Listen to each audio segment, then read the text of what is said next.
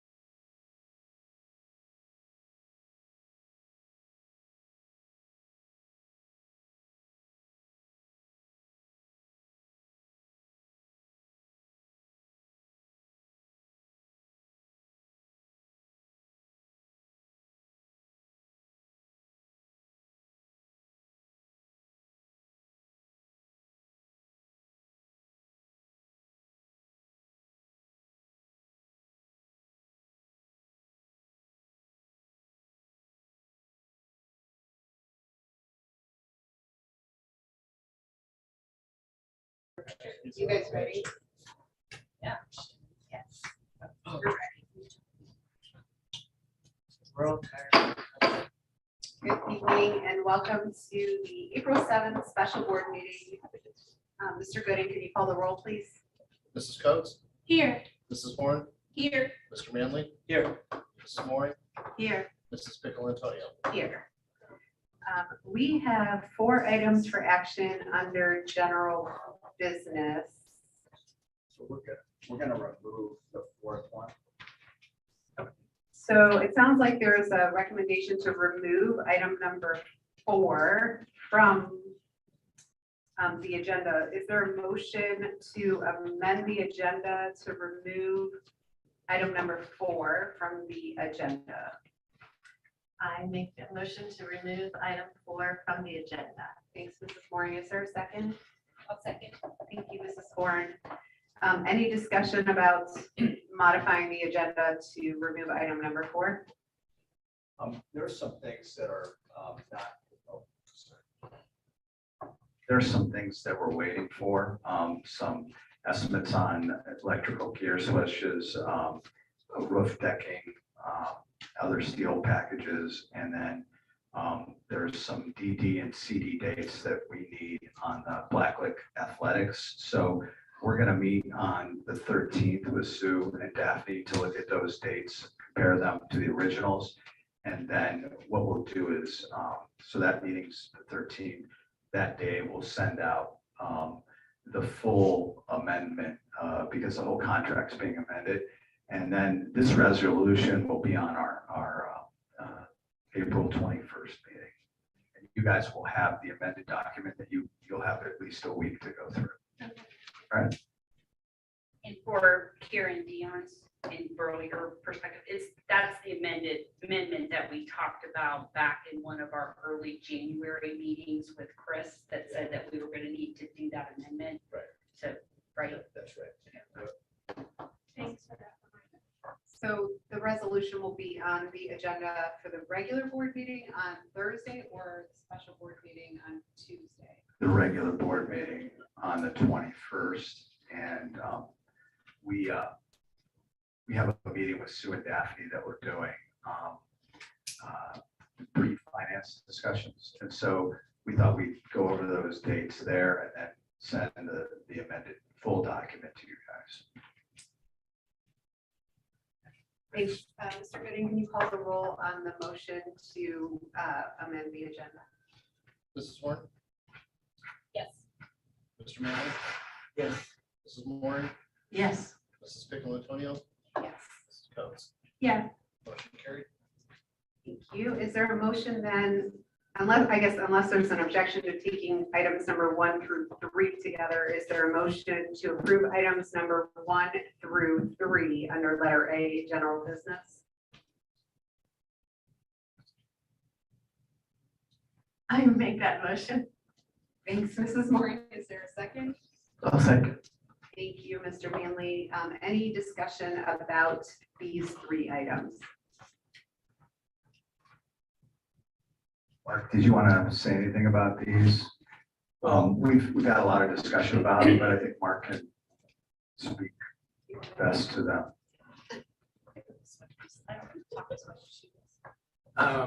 Well, these are costs associated with the elementary school.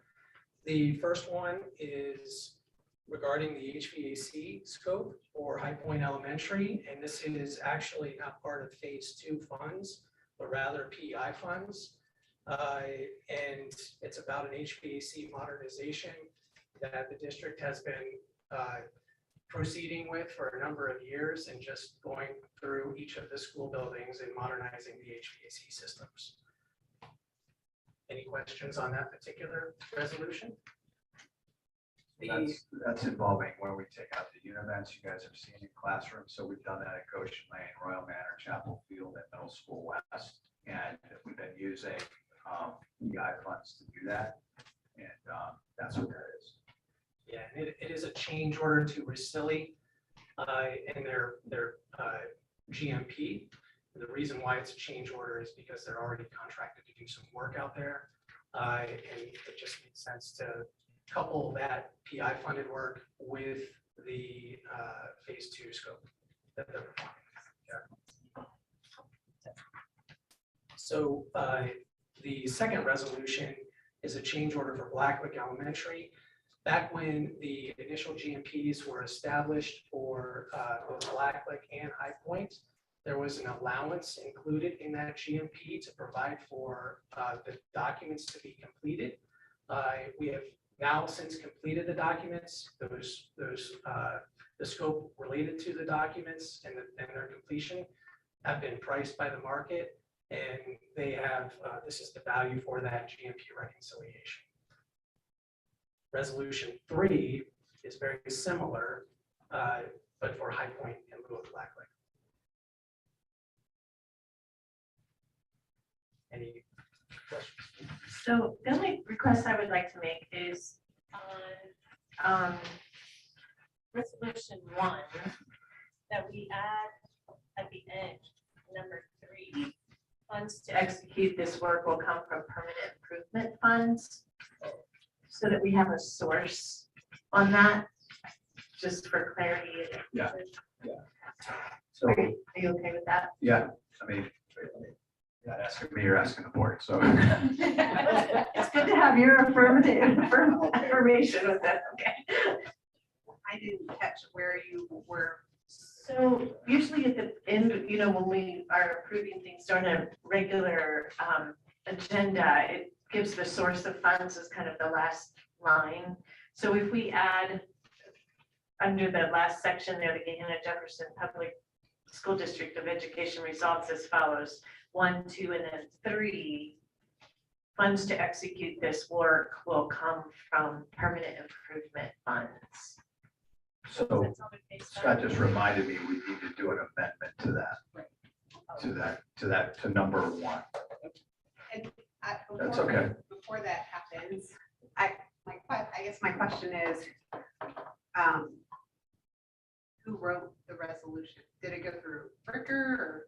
Yeah. So does that, I mean, is there any, do we have any idea if there's any issue with adding language to the resolution? I don't think so, because that's what's happening. So, yeah, that's what we're doing.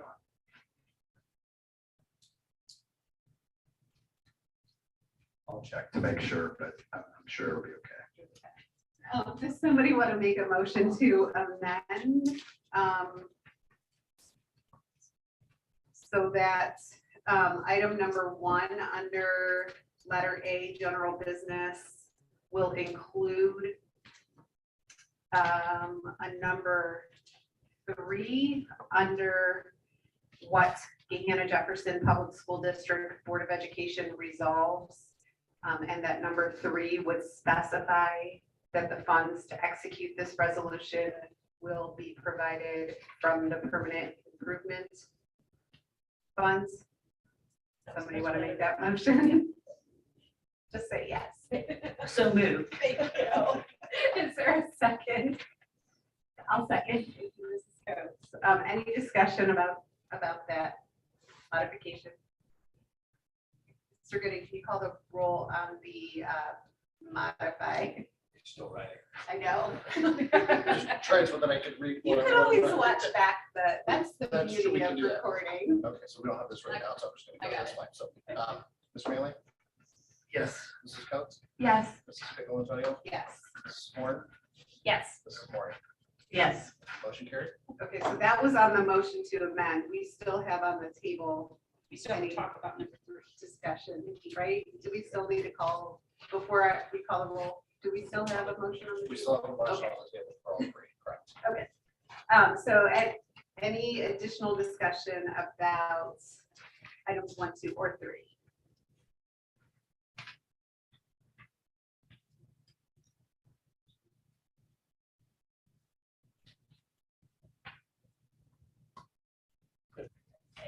Okay. Okay, Mr. Gooding, can you call the roll one last time? Well, not last, but last in this. So this is the roll call for amended 1, 2, and original Yes. 2 and 3. Yes. Mrs. Pickle Antonio, Yes. Mrs. Coates, Yes. Mrs. Warren, Yes. Mr. Manley, Yes. Mrs. Moore, Yes. motion carried.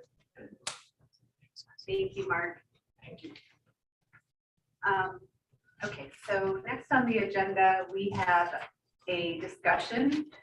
We've got a superintendent search update, and I'm not sure if it looks like they are here. So from our search consultants, finding leaders, we have Ed Vittardi and Patty Cleary who are joining us via Zoom to kind of walk us through an update and give an opportunity for board members if we have any questions about how the process is going to work. And I will just start by saying thank you first to Ed and Patty for joining us today. Mrs. Mooring and I had an opportunity to meet and talk with Ed and Patty last week to talk through the search process. And this is, I think it was last week, an opportunity for them to update the board and if anyone has questions about that process. So I will turn it over to you, Patty and Ed. Okay. Thank you, Burl. Can you hear me okay? Is it coming through okay? I think so. Give us just a minute and I'll give you a thumbs up. I think we could hear you though. Okay. We're good. Yes, Okay. we can hear you. Okay. Well, good evening. It's great to be with you again. I'll give a quick Finding Leaders intro, a little bit about myself very quickly, and then over to Patty, because I know that folks were pretty aware from our presentation to the board, but just a reminder about Finding Leaders and what we value in the search when we do a search and our relationship with the Gahanna Jefferson board, but also with the entire school community. So our searches, generally when boards select us, it's due to, and I appreciate the comments about relationships. So it's a relationship with the community, it's a relationship with the Board of Education, it's also a relationship with the candidates. So we'll give you a little brief overview to that in a moment. Even though it's an expedited search, you're not going to be losing those components. My history as far as working with, I worked on the last search 6 years ago, do anywhere from 6 to 8 in a year, try not to be doing too many at one time. This is the only superintendent search I'm involved with right now, and giving 100% of our time and dedication. And we've already up and running, which I'll share in a little bit. But I know that you've met me already. I wanted Patty to have a chance to introduce herself to the rest of the board. And Patty and I just finished in Bay Village just this past Saturday. So we're turning, I likened it to a cruise where you see all the passengers getting off one ship and they're tired and they're worked up, and then you got to get all pumped up again to get on. So we got off that cruise and we're on the next one. So we're up and running again. So we've worked together before, and I enjoy working with Patty, and Patty could share a little bit about her background. Thank you, Ed. I learn a lot from Ed every time that we're together. As he said, my name is Patty Cleary. I am a retired superintendent, also started teaching in Woodridge local schools in Summit County, and I retired from Barberton City Schools as the superintendent. I also work part-time for the ESC of Northeast Ohio as one of the directors of leadership services. So I'm very happy to be here and to work with Gahanna.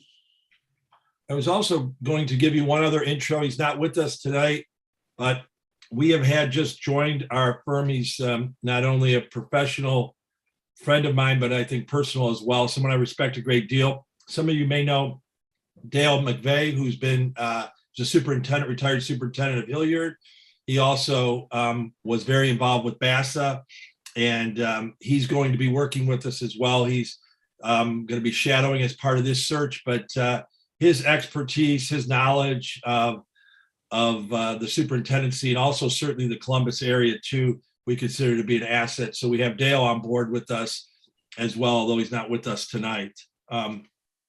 So the process that I know we went through great detail to when we did the presentation, that I wanted to explain to the board as well as the community, is all the components that the board valued in the search will still be here, even though we've expedited items.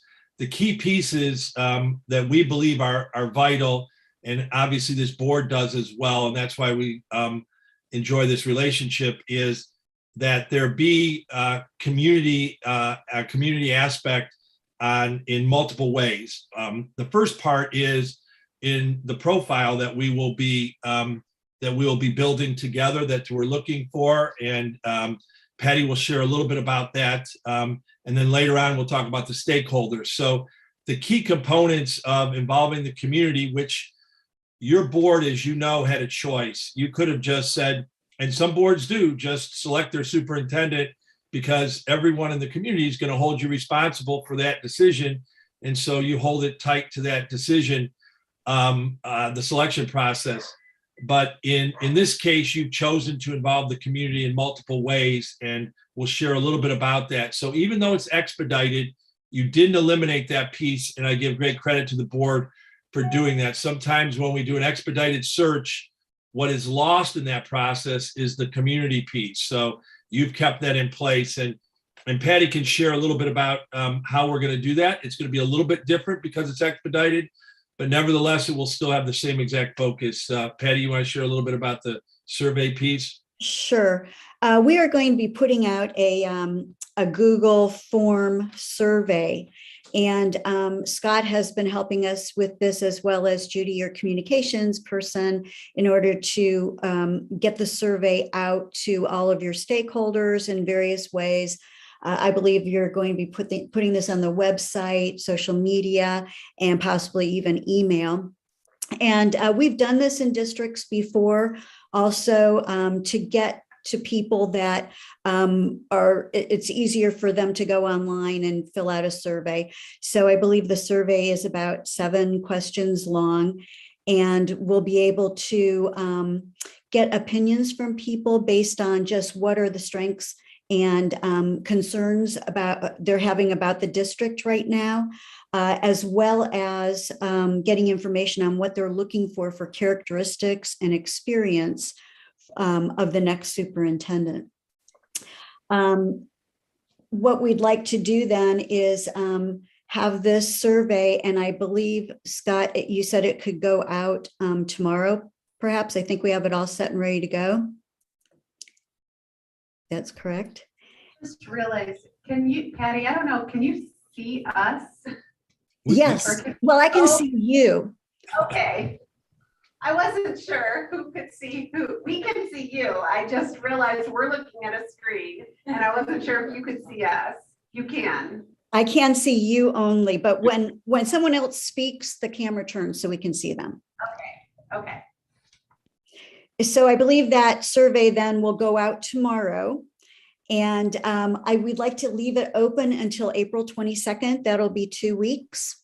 And that'll give us then some time after that to compile those responses. And what we look for are the common threads throughout all of the responses.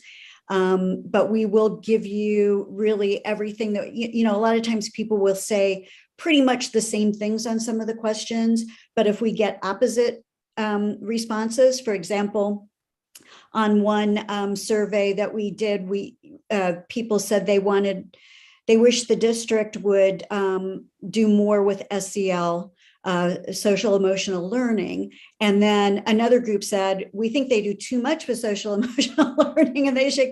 So we'll give you both of those comments, even if they're contradictory.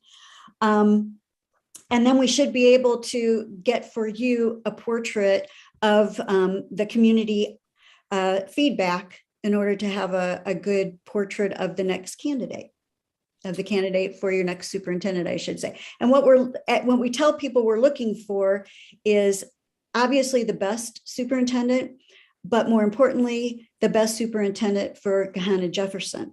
So that's what we'll try to do and find the right fit. What we will be doing is these will be coming in live, so we'll have a chance, and we'll all also have your basically what you're doing for us is the same thing as far as what you're looking for in the next superintendent, which is obviously vital as well. But because of the timeline, we're actually going to be running it concurrently, so we're not going to wait until we get all of those to start looking for the superintendent. We've already started the recruiting process.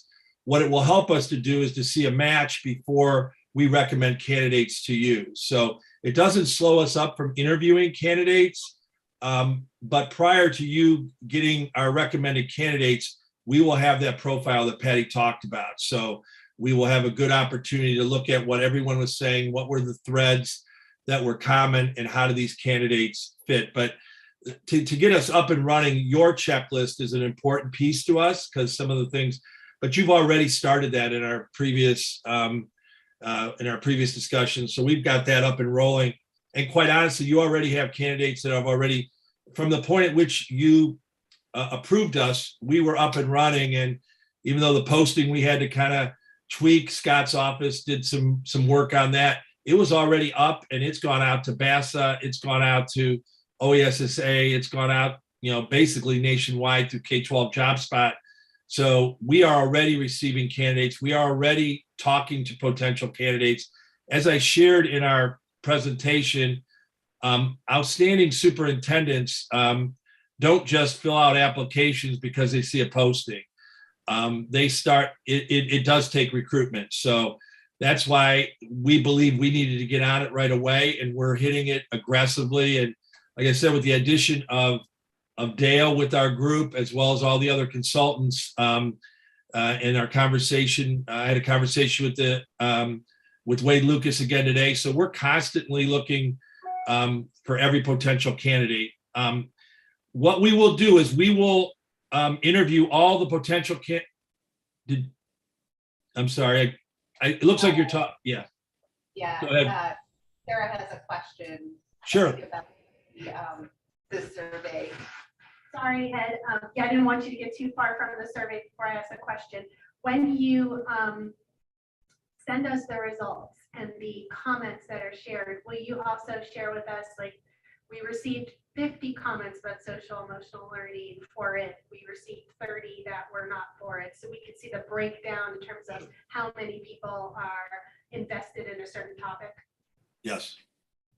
We will do that. And Ed, I'm not sure if we're going to take that down to them. Yeah, we'll figure out the best way to get it to you. The only caution I would tell you about surveys is the drawback of surveys sometimes is the fact of who chooses to do the survey. So we do hope that it's promoted in such a way and encouraged throughout the district. That's one piece that we can't control as well, but hopefully we're making sure that we get a good cross section from the employees of the district, community members, and what have you. But it is it certainly isn't the perfect fidelity when you're dealing with just who chooses to fill out a survey. But I think when we couple that with what we know from all of you and what we gather and where it's coming from, I think it is still helpful just the same. And that's not the only engagement piece that we'll have, and I'll get to that in a moment, but go ahead. Will you have some demographic questions? I know you don't want to have too many because then that will break confidentiality, but like in terms of knowing we got a good cross section of teachers and students and community members and parents. Well, the surveys are anonymous. That's the way they are in those. So we're not going to know that. A lot of times though, you can tell if they're teachers or not. But what we're hoping is that if you email it to all staff, that they will take a few moments to fill it out. And we'll get a lot of them, but we won't have those numbers for you, unfortunately. We can tell you total how many. Now we could, what we could do is add something to the survey. Sorry, Scott and Judy, I don't know if Judy is there, but we could ask the question, are you a staff member? Are you a parent? Are you a community member? And they would have to, and then that way we could have like a pie graph and a percentage. So we could do that on. I think it would, as Kara was asking that question, I think it would be helpful to add a question. I think we typically ask it, how are you affiliated with the school district? Yep. And then, Yep. I think Jill actually probably has the language and the categories. If you don't mind, Jill, connecting with Scott, because it is a standard question that we ask on our surveys. I just didn't even come to my mind. And then the other thing I was going to say is before we send this survey externally, I think it would be good to send it internally first. Good. Yeah, and I might add, I like that, and I think that's a valuable piece because if we were doing focus groups as we did the past, we would have done them in groups anyway. So it is okay to know what that group comes from. Yes, they're still anonymous.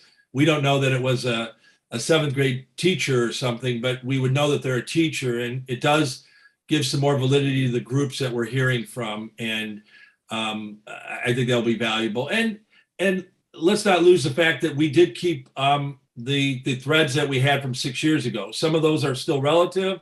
Some of them are not. Some may, that you as a board probably would know how many of those have stayed true in the last 6 years. But some things about communities don't change as dramatically as others. But we'll have that data as well. So you're welcome. I think I've shared that already, but we're happy to share that again as we go through. The next step after, kind of concurrently, as we're gathering those surveys, we're doing interviewing. So that will be happening now. I mean, we're in real time. As candidates come on board that we've either recruited or have been recommended to us, and that's what we've done as we receive names. And I would encourage you, if there's people you want us to follow up on, which we've already started that process, we follow up and encourage them to apply, that we could get all the rest of their information. We will interview those candidates. You will know all of the candidates that interview. So we will tell you the ones we interviewed. We will let you know all the folks that applied. And then we'll make recommendations on the candidates that we believe are a best fit for that profile that you built. I give you credit. You've kept the stakeholder piece in. And so it will look very similar, but we're kind of moving that step from us narrowing down to a number. And as I shared before, as long as you're okay with it, we'd rather not have a magic number, and we'd rather get you where the natural break is. It could be 4, could be 3, could be 5. We generally see a natural break at where we believe the candidates aren't as good of a fit. But again, we will share with you, I think we already have that on our calendar. We'll share with you the recommended candidates, why we recommended these candidates to you, but there will not be a candidate that we will recommend to you that we have not already interviewed during that process. So you'll know who they are. And then you've added, as part of that process, the stakeholder interviews, which means that you would select 30 to 40 folks for input. And I think we talked about teachers, classified administrators, various community groups, city leaders, and PTO. And that evening that you would have those interviews, it will be a very busy night. We'll probably do that over 2 nights, as I think we've already put that on the calendar. But you'll have a chance to listen to the stakeholders' questions and their feedback. The community will have a chance, the community as well as the whole school community that's there. We will facilitate that afterwards. That's not the board interview. You as a board are just listening in, but we will ask them the 3 questions. What did you like? What are the concerns? And are they a fit? And we'll do that as part of that process with every candidate. And then what we will not ask, and I want to make sure that people hear this over and over again, because they'll hear it a lot, is we're not going to ask people for which candidate they prefer or which one, because this is just one piece of it. It's the board's responsibility to select the next superintendent.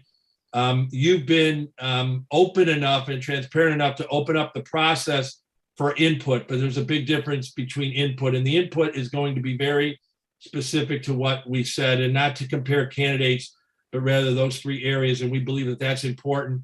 And then from that, your final interview, what we notice a lot, the final interview, although that stakeholder interview will be very consistent, as will ours, your final interviews may be different depending upon the candidates that you have, because there might have been something that came up in the stakeholders interview that you want to hear more about that from that particular candidate. So you have that interview, and those interviews are generally a little bit longer because it's your last chance with those candidates to dig down. There's also a due diligence process that's part of it, and that is still built into the process. You didn't lose that. It just means that people are going to be making their phone calls a lot quicker. Instead of having a 2-week period, it's going to be a 1-week period to check everything about the candidates. So your process, although it's very quick and expedited, I can tell you myself, I did 3 expedited searches last spring alone. And sometimes I don't want to go as far as to say it's a good thing or a benefit, but what is a benefit is it squeezes down the process. If people are thinking about applying, they just have to make that decision much quicker. That's all. Instead of waiting and dragging their feet and then putting their names in, they know that they have to move a little bit quicker. But on a positive side, it also helps them in their district because the decision will be made that much quicker. So they're going to know if they're a candidate or they're no longer a candidate. That process will be very quick. So there's less risk on the part of an existing superintendent. So even if they throw their name in the hat now, the reality is in no more than a month or maybe 5 weeks, they're already going to know the result, whether they're your next superintendent or whether they're no longer considered. Sometimes in superintendent searches, they're holding their district, in a little bit of a lurch for 2 or 3 months because the process is dragged out a little bit longer. So that's a positive that I wanted to share with. And some of the candidates we've talked to already like the fact that they're going to know very quickly where they are in this process. So that is a positive to an expedited search. That's a Reader's Digest We've version. got a couple questions, Ed. Give us 1 second. Okay, I have 2 or 3 questions. And one with the due diligence, I'm a little vague on what that means and what that is. And so my assumption is that it's going to be making phone calls, following up on references or licensing, et cetera. And you'll lead us through that, or do we already know all of what that? Yeah, we will absolutely lead you through that. We do due diligence on the front end. We do our due diligence, but then when you know the candidates that you're going to be interviewing, we say, Deanna, to go beyond the references. So, you might want to talk to the teachers union. You may want to talk to the classified. You may want to talk to a community member. We will give you a list of folks that we suggest calling, but some of it also your comfort level of, a city leader, a former board member. You probably want to talk to their board members. So we generally will guide you through that. We'll suggest these people, and then you'll divide up how you do it. And I know both Daphne and Burl have been through this before, and it's divide and conquer. You may ask, the final candidates, you may be talking to the board president of all 4 or 5 of them. Someone else may be calling the teachers union, and then you're going to gather your due diligence together.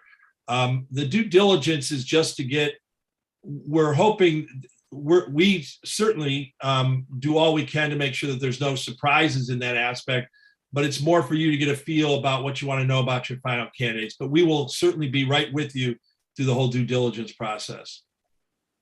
Okay, great. Thank you so much for that. Also, just to back up, I didn't want to interrupt you. When you were talking about the stakeholder part, I just missed one item. You said that you're going to ask 3 questions, what you liked, your concerns, and I'm sorry, but what was the third thing? That was a fit. That's when we facilitate. Those folks are going to be, I hope, and I might have gone through that quickly, so I'm glad you said that. You may have 5 folks from each of those groups. One of them will be asking the questions on behalf of their group, like the administrators or the teachers. One of them will ask the question. The other ones are in the audience. We facilitate discussion after the candidate leaves with those 3 questions so that everyone's part of the input, whether you ask the question at the table or not. And you as a board are just listening to that to see how they interact with your school community. And we prefer that process because your entire school community is together. Some groups, I think I've shared before, search groups will have them talk to the teachers, and then they'll talk to the parents, and then they'll talk to the city leaders. And that message could be very different in all 3 of those rooms. Your school community is all in one, and we like to see who they are. And I think it's certainly a better process to have them together. And also, I think each group likes to hear the questions and the answers from other groups. And so they can all listen to all of those answers as well as you will be listening to. Okay, thank you so much. And lastly, just going way back, when you're doing the different methods of the questionnaire, when we get the stats and the breakdown and analysis, is that gonna be broken down like between, what was social media, what was email, et cetera? Or is it all compiled together? It's all compiled together because the link goes into a Google form. So wherever they get the link, it'll all go into the same form. But as we talked before, we can break it out and ask people what their affiliation is with the district. But each individual response will be recorded on there. I have a question about the stakeholder groups that Dion's question made me remember. Somebody who participated in the stakeholder interviews last time was trying to remember, and I actually couldn't remember. What I think we did is that the board came up with the list of stakeholders to participate, and I think the board clustered, like made sure that they all knew who each other were from the same, I guess, cluster. So for example, the teachers knew what other teachers were going to be in the stakeholder interviews. My question though is, did we, or will we leave it to them to work among themselves to determine what questions are going to be asked by the person sitting at the table? I just don't remember how we did that last time. Yeah, and again, we'll lead you through that. We will give you a suggested composition of groups. So for instance, with teachers, sometimes folks may say, oh, it's, all the union officers. We suggest one person definitely be the union president. We think that's important, but we think it should be a cross section of all of your teachers. So that will be on the sheet, like a teacher within their first 5 years, a teacher in their, 10 to 15 years, 20, and then an experienced teacher. So you want to represent the entire community. We'll share that with you, but ultimately you'll select those folks, but you want to make sure that they represent your school community. You know that better than we do. The exception being that we ask all administrators to come because of their relationship with the superintendent's a little bit unique, but we ask all of them. The rest of the groups are usually 5 or 6. And generally, if you remember last time, some of them will come with the questions ready. Some of them will develop them as they get together that night. We have a half-hour little orientation program prior. And so the group will be able to get together and we have sample questions, but if you know who those people are and you give them enough advance notice, we generally tell them to be prepared. I did forget one group too. And I don't know if you did it last time, but a lot of groups have done it, and I'm a big proponent of it, is also students.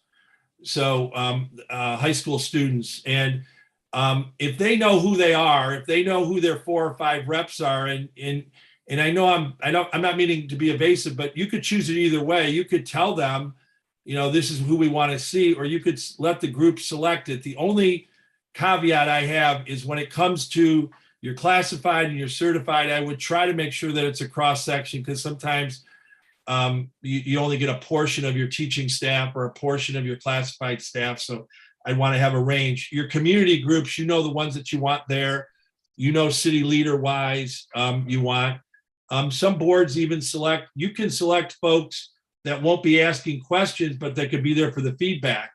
What's been common lately is board members can say they each select one person that they think they don't have to ask the questions, but they want them to be present. So you can tailor make it to what you're doing, but we do have a recipe, but to me, it would be like an Italian recipe in the fact that it's a little bit of this and a little bit of that. You don't have to follow it exactly the way it is. So you can, take a look at exactly how you want to structure it. We just say you're inviting these folks into executive session. They should know well in advance what they're doing. We'll go over the rules of executive session with them and all that, but I'd give them enough advance notice because you've selected 2 nights, and we do ask that they be there for both nights. And that's usually, and that could be a deciding factor, that someone might want to be there, but they can only make the one night. Well, then they may want to select someone else because we like them to be there for both nights to follow the same process. So each night is exactly the same for each of the candidates as we go through the process.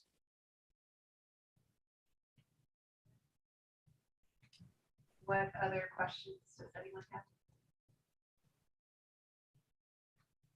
Just to clarify, the community groups are only vetting the 2 finalists that Correct.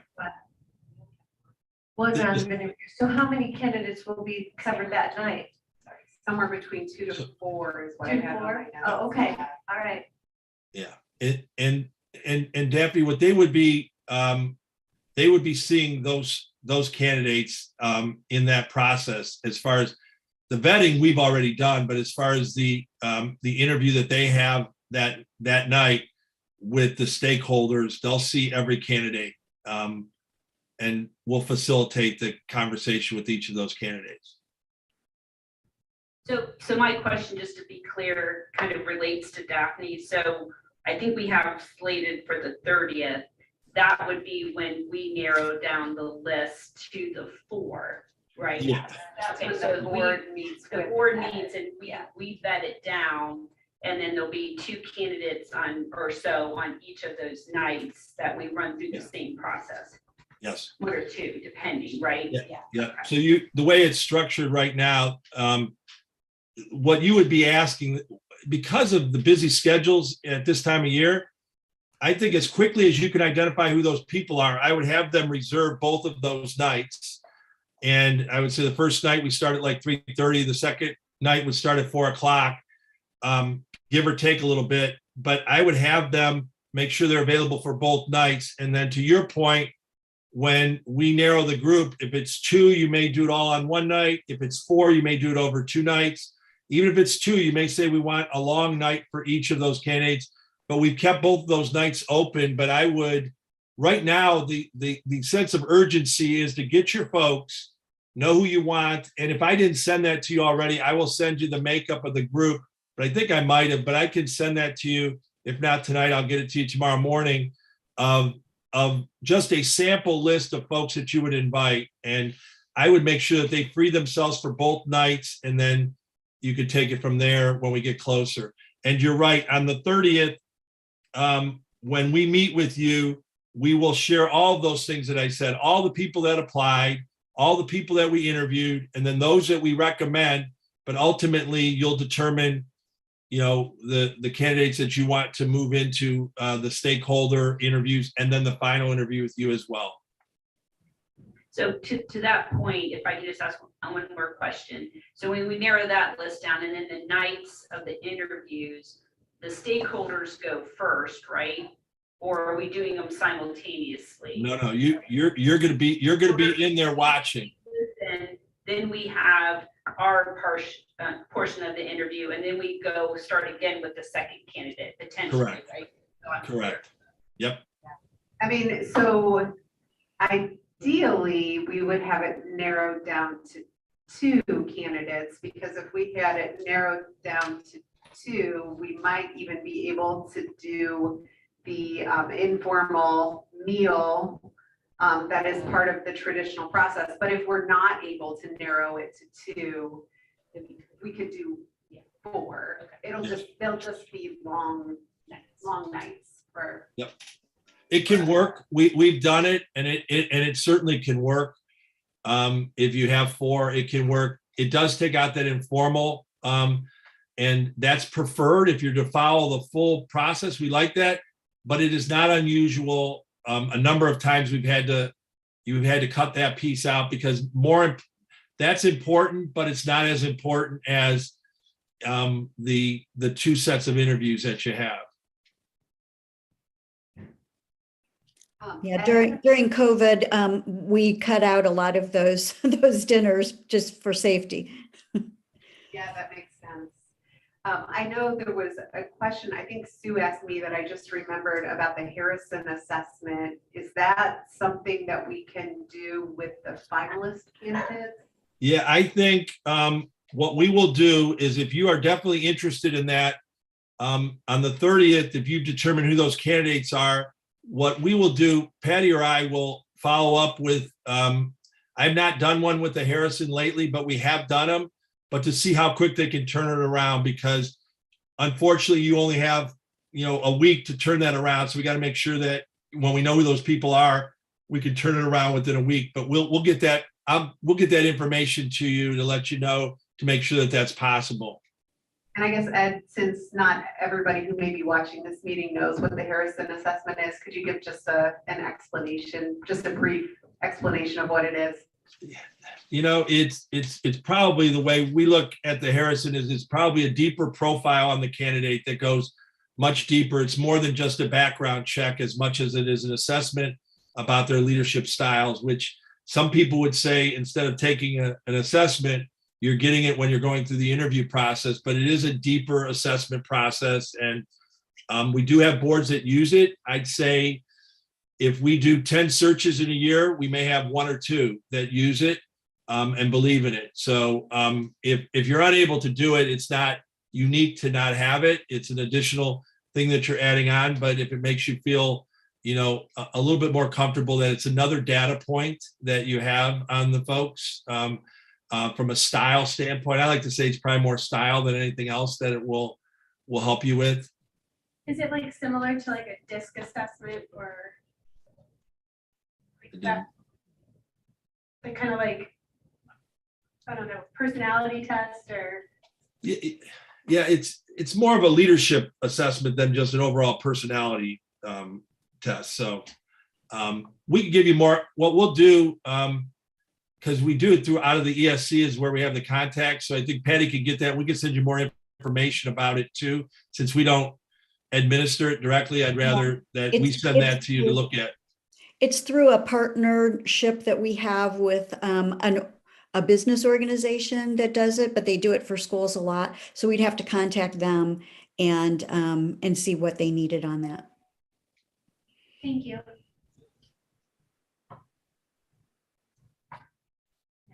Other questions?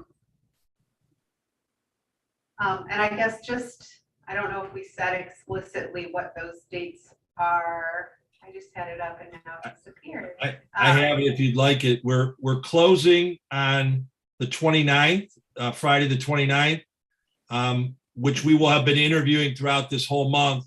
And then the 30th, we will meet with you to discuss what we just shared.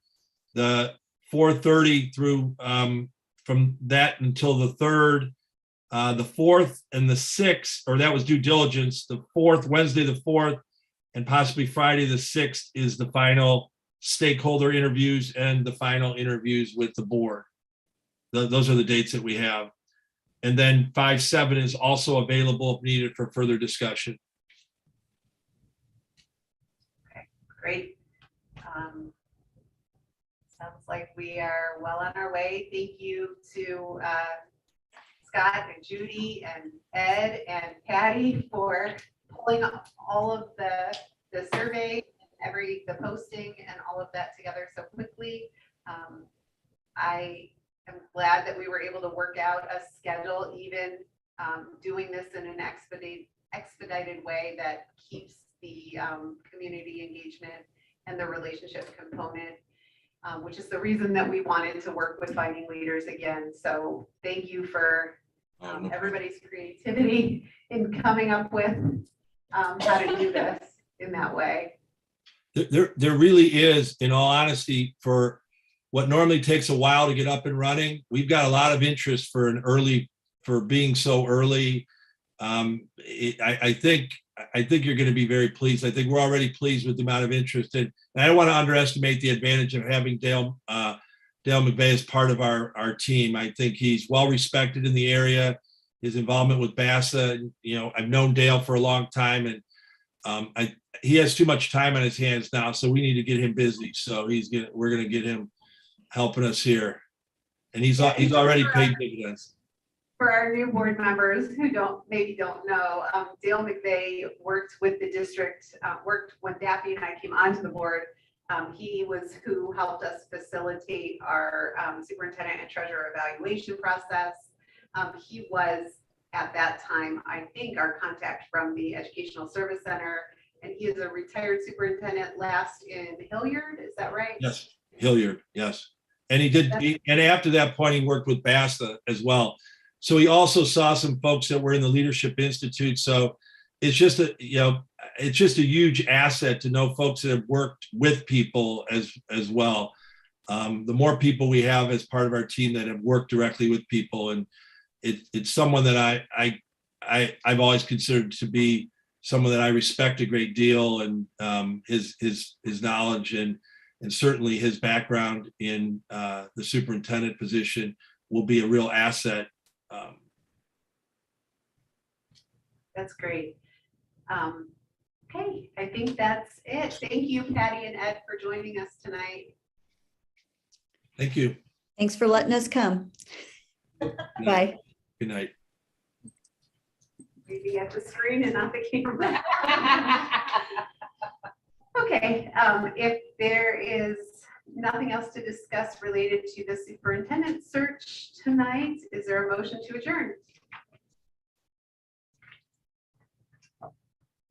I'll move. Thanks, Mrs. Coates. Is there a second? I'll second. Mrs. Warren. Any discussion? Mr. Gooding, can you call the roll, please? Mrs. Moore, Yes. Mrs. Pickle Antonio, Yes. Mrs. Coates, Yes. Mrs. Warren, Yes. Mr. Manley.